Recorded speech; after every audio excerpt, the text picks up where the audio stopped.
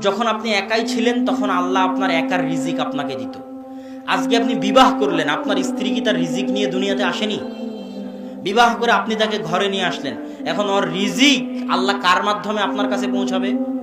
আপনার মাধ্যমে পৌঁছাবে। কেন? ওর রিজিক তো আল্লাহকে দিতে হবে, এটা তো আল্লাহর দায়িত্ব।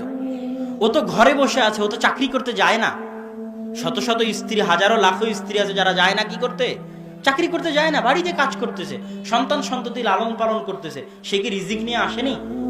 তার রিজিক আল্লাহ কার হাত দিয়ে দিবে? আপনার হাত দিয়ে দিবে। আজকে একটা সন্তান হলো, সে কি রিজিক নিয়ে আসেনি?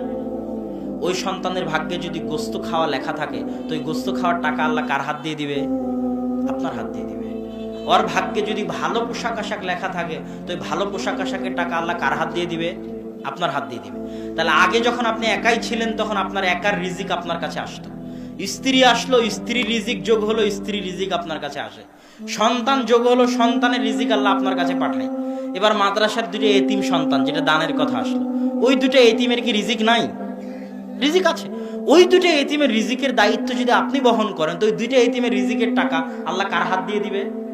আপনার হাত দিয়ে দিবে। এটা কার দায়িত্ব? আল্লাহর দায়িত্ব। আপনি পৃথিবীর যত মানুষের রিজিকের দায়িত্ব উঠাবেন, তত মানুষের রিজিকের ব্যবস্থা আল্লাহ আপনার হাত দিয়ে করে দিবে।